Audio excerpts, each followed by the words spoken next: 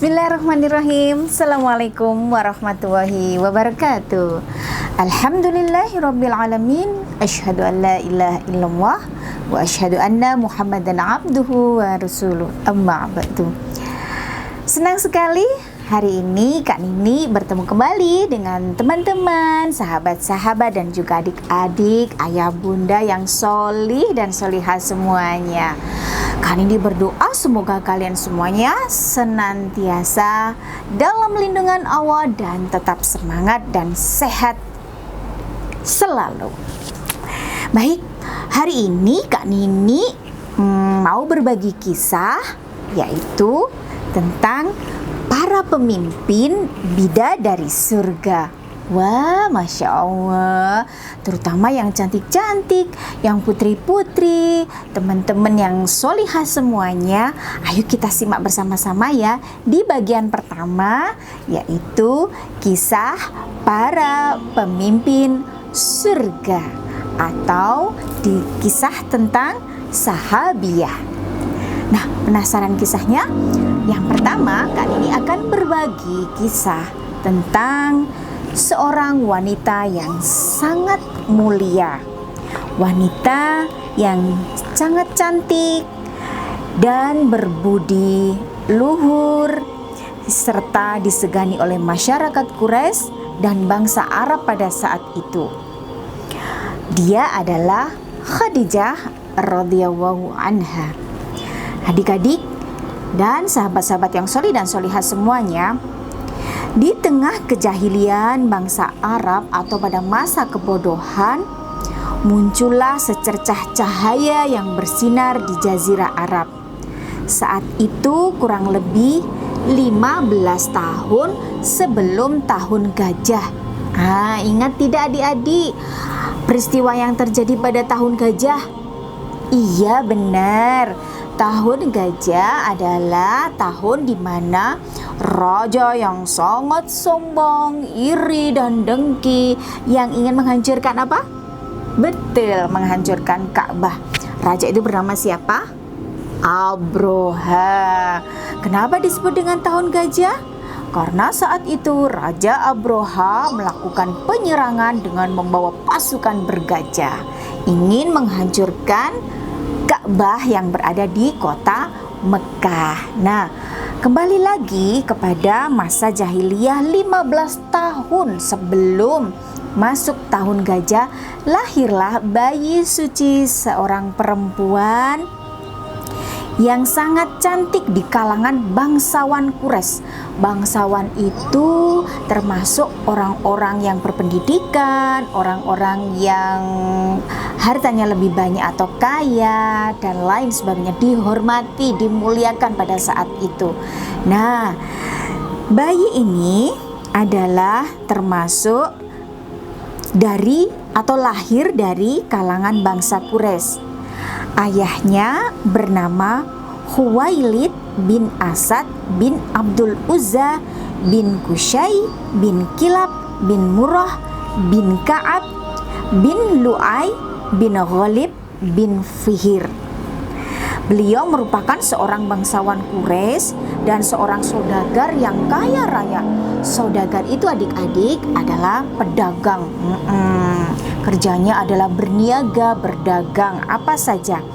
Dan ayahanda yang bernama Khuwailid ini memiliki kecerdasan yang sangat luar biasa. Akhlaknya juga baik, dermawan, jujur, amanah, terhormat.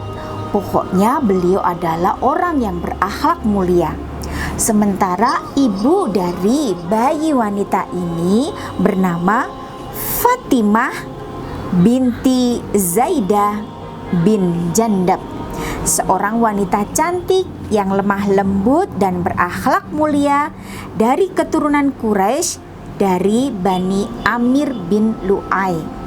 Nah, adik-adik yang solih dan solihah semuanya, bayi kecil itu diberi nama yaitu Khadijah. Nah, sampai di sini kalian sudah tahu kan? Nama lengkapnya adalah Khadijah binti Khuwailid bin Asad al-Qurasyiyah al-Asadiyah. Masya Allah.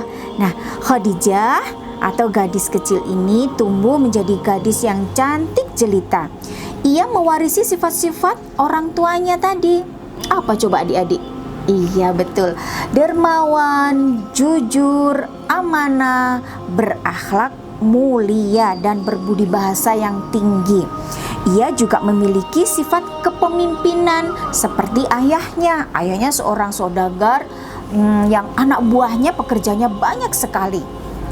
Nah adik-adik, pada saat Khadijah sudah menjadi yatim piatu, akhirnya beliau menggantikan kedudukan ayahnya menjadi seorang saudagar, satu-satunya wanita yang mulia di antara bangsawan Quraisy pada saat itu. Nah, beliau mempunyai anak buah yang banyak. Beliau sering berniaga atau pergi ke luar negeri untuk berdagang, untuk menjalankan perdagangannya. Nah, adik-adik, pada saat itu banyak sekali orang mengenal Khadijah binti Khuwailid ini sebagai seorang wanita yang sangat lemah lembut, baik, dan menjaga kesuciannya, menjaga kehormatannya, tidak pernah macam-macam. Maka beliau diberi julukan oleh orang-orang Quraisy pada saat itu sebagai wanita yang suci, atau disebut dengan Khadijah at-Thahirah. At-Thahirah itu artinya suci. Nah, julukan ini sesuatu yang sangat istimewa di zaman jahiliyah yang tidak bisa dimiliki oleh wanita lain pada saat itu. Karena adik-adik tahu tidak, yang pernah Kak Nini ceritakan, yang pernah Kak Nini kisahkan, pada masa jahiliyah wanita itu tidak dihargai, wanita itu sangat disepelekan. Banyak sekali orang-orang Quraisy yang enggan memiliki anak wanita. Mereka lebih bangga ketika punya anak laki-laki, padahal Allah menciptakan sama laki-laki dan perempuan dengan kodratnya masing-masing tentunya. Nah, adik-adik yang solih dan solihah, Khadijah binti Khuwailid ini selain terkenal di antara masyarakat yang lainnya, banyak sekali pemuda-pemuda yang tertarik dengan kecantikannya, kecerdasannya, sifat kepemimpinannya, kejujurannya, dan lain sebagainya. Sehingga banyak sekali yang ingin menikahi beliau. Tapi beliau sangat menjaga kesuciannya. Bagaimana ya? Aku sangat tertarik dengan Khadijah. Aku juga. Aku ingin menikahinya. Tapi sepertinya dia tidak mau kita dekati. Nah, begitulah pembicaraan para pemuda, para lelaki di masyarakat bangsa Quraisy waktu itu. Nah, adik-adik yang solih dan solihah, sebagai seorang pengusaha wanita, ia memiliki pandangan yang tajam dan naluri yang kuat, intuisinya yang halus, yang bisa merasakan mana pedagang yang jujur, yang dapat dipercaya, dan mana yang tidak. Sehingga dia sangat hati-hati memilih orang-orang yang dipekerjakannya untuk membantunya dia dalam berdagang. Nah, pada saat itu Khadijah mendengar orang yang paling jujur, pemuda yang paling jujur yang diberi julukan Al-Amin. Kalian boleh tahu tidak siapa itu Al-Amin? Iya benar, Al-Amin adalah julukan yang diberikan oleh bangsa Arab, orang-orang Quraisy pada saat itu di kota Mekah kepada Muhammad Sallallahu Alaihi Wasallam. Nah, adik-adik yang solih dan solihah, akhirnya Khadijah berniat untuk menyuruh atau meminta kepada Muhammad menjalankan pekerjaannya berdagang ke negeri Syam. Muhammad Shallallahu Alaihi Wasallam akhirnya menerima tawaran itu. Kemudian Khadijah menyuruh asistennya atau pembantunya, yaitu yang bernama Maisarah, untuk menemani Muhammad Shallallahu Alaihi Wasallam, pemuda tadi, untuk pergi berdagang ke negeri Syam. Nah, Rasulullah Nabi kita waktu itu ketika masih muda, Muhammad Shallallahu Alaihi Wasallam dibawakan banyak dagangan oleh Khadijah. Lalu mereka dengan teman-temannya yang lainnya, dengan kabilahnya, berangkatlah dari Mekah menuju ke kota Syam untuk berdagang. Ternyata adik-adik yang ada di rumah, Khadijah begitu bangga dan bahagia karena ketika dia meminta Muhammad Shallallahu Alaihi Wasallam untuk menjalankan perdagangannya, dagangannya sangat laris dan untungnya 2 kali lipat. Dan yang lebih membahagiakan lagi, yang membuat Khadijah ini menjadi simpatik kepada Muhammad Shallallahu Alaihi Wasallam adalah karena kejujurannya. Maisarah menceritakan segala perilaku atau akhlak mulia yang dimiliki oleh Nabi Muhammad Shallallahu Alaihi Wasallam pada saat menjalankan amanahnya, yaitu berdagang di negeri Syam. Masya Allah, akhirnya adik-adik, Khadijah kemudian tertarik kepada Muhammad Shallallahu Alaihi Wasallam. Akhirnya mereka berdua menikah dan dikaruniai anak yang soleh dan solihah semuanya.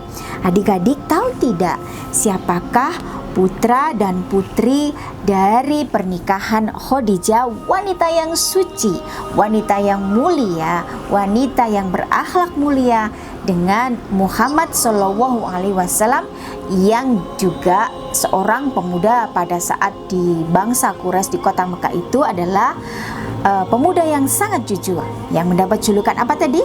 Al-Amin. Kalau Khadijah mendapat julukan siapa teman-teman? Iya, At-Thahirah. Baik, nah putra-putri dari kedua orang yang soleh dan solihah ini, yaitu yang pertama Zainab, Ruqayyah, Ummu Kulsum, Fatimah, dan Abdullah. Semuanya lahir di kota Mekah. Nah, di tengah kebahagiaannya ini, Khadijah harus berhadapan dengan masa-masa penuh kejutan. Pada suatu hari, ada peristiwa penting yang menuntut dia sebagai seorang wanita yang tangguh, yaitu harus menghadapi suaminya yang pulang dalam keadaan ketakutan. Adik-adik ingat gak kisahnya Kak Nini ketika Rasulullah Nabi Muhammad Shallallahu Alaihi Wasallam menerima apa yuk? Wahyu yang pertama kali. Nah, pada saat itu Nabi Muhammad pulang dalam keadaan ketakutan dan menggigil. Menerima wahyu pertama di mana? Betul sekali, di Gua Hira, yaitu diturunkan melalui siapa?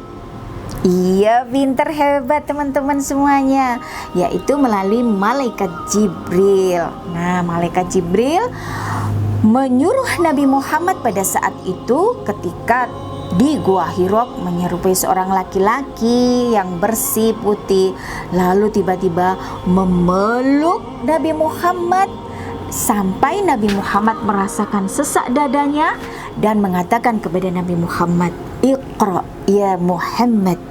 Tetapi Rasulullah pada saat itu, Nabi Muhammad mengatakan kepada malaikat Jibril, "Ma ana biqari." Kemudian malaikat Jibril melepaskan lagi, kemudian memeluk lagi dan mengatakan kembali, "Iqra ya Muhammad." Tetapi tetap Nabi Muhammad mengatakan, "Ma ana biqari." Dilakukan sampai 3 kali. Nah, adik-adik yang ada di rumah, itu kisah yang ada di Gua Hira. Setelah itu Rasulullah merasa ketakutan, akhirnya pulang dan mengetuk rumahnya. "Assalamualaikum, assalamualaikum, selimuti aku, wahai istriku, selimuti aku." Nah, pada saat itulah Khadijah sebagai istri, wanita yang solihah, berperan untuk menenangkan suaminya yang bernama Muhammad Shallallahu Alaihi Wasallam karena pulang dalam keadaan ketakutan. Segera adik-adik ada di rumah, Khadijah menyelimuti Rasulullah. Setelah Rasulullah tenang, kemudian barulah Khadijah menanyakan apa yang sedang terjadi. Kemudian Nabi Muhammad menceritakan urut-urutan kejadiannya. Setelah itu Khadijah radhiyallahu anha segera berlari menemui yaitu Warokoh. Warokoh ini adalah Warokoh bin Naufal ya, saudara sepupunya. Warokoh bin Naufal sepupunya. Beliau ini adalah seorang pendeta yang buta matanya. Nah, kemudian Khadijah segera menanyakan perihal yang dialami oleh suaminya. Apa yang terjadi adik-adik? Warokoh bin Naufal lalu menjelaskan kepada Khadijah. Wahai Khadijah sepupuku, itu adalah namus, yakni malaikat Jibril yang diturunkan Allah kepada Musa. Andai saja aku masih muda ketika masa itu tiba, atau aku masih hidup ketika kaummu nanti akan mengusirmu, aku akan membantu perjuangan suamimu Muhammad. Dia adalah orang yang mulia yang diangkat oleh Allah menjadi nabi atau orang yang mulia. Begitulah adik-adik kata Warokoh bin Naufal kepada Khadijah. Betapa bahagianya Khadijah pada saat itu, lalu mengatakan dan menceritakan kepada suaminya sehingga suaminya kembali tenang. Nah, adik-adik yang ada di rumah, itulah sekelumit perjuangan wanita suci yang diberi julukan At-Thahirah, yaitu Khadijah bin Khuwailid, istri dari Rasulullah Shallallahu Alaihi Wasallam. Khadijah termasuk salah satu wanita penghuni surga. Rasulullah mengatakan, maukah aku beritahukan kepadamu tentang sebaik-baik perbendaharaan seorang lelaki, yaitu istri yang solihah, yang jika dipandang akan menyenangkan, jika diperintah akan menaatinya, dan jika ia pergi, istri ini akan menjaga isi dari rumah atau amanah suaminya. Adik-adik, Rasulullah juga mengatakan, sesungguhnya dunia ini adalah perhiasan, dan sebaik-baik perhiasan adalah wanita solihah. Salah satunya adalah Khadijah. Nabi Muhammad SAW sangat mencintai Khadijah radhiyallahu anha, istri beliau. Nah, adik-adik yang ada di rumah, Khadijah ini sangat pandai dalam mendidik putra-putrinya, sehingga banyak sekali keberkahan di dalam rumah tangga beliau pada saat itu. Yang terakhir kan ini sampaikan sebelum nanti masuk di bagian yang kedua, bahwasanya teladan kita siapa? Ya betul, Nabi Muhammad SAW bersabda, sesungguhnya rumah itu akan terasa luas bagi penghuninya, akan didatangi oleh para malaikat, dijauhi oleh setan, dan akan dibanjiri pula dengan kebaikan di dalamnya jika dibacakan Al-Quran. Sebaliknya, rumah itu akan terasa sempit bagi penghuninya, akan dijauhi oleh para malaikat, dan akan didatangi setan, serta tidak akan banyak kebaikan di dalamnya jika rumah itu tidak pernah dibacakan Al-Quran. Itu pesan Rasulullah kepada kita semuanya, seperti yang sudah dilakukan oleh ibu kita, ibunda kita Khadijah radhiyallahu anha, istri dari Nabi Muhammad SAW, yang senantiasa mendidik putra-putrinya dan menjadikan rumahnya senantiasa berkah penuh dengan kebaikan. Adik-adik yang ada di rumah, inilah kisah salah satu dari para pemimpin bidadari surga kelak, yaitu Khadijah. Tunggu ya cerita yang berikutnya nanti di bagian yang kedua. Siapa lagi beliau? Penasaran? Iya, jangan kemana-mana, tetap ikuti channel Kak Nini dalam berbagi kisah, berbagi cerita, berbagi motivasi, dan tentunya insya Allah semoga menjadi sebuah kebaikan bagi kita semuanya. Jangan lupa like, komen, dan subscribe. Jika bermanfaat, boleh dibagi. Sampai jumpa. Assalamualaikum warahmatullahi wabarakatuh.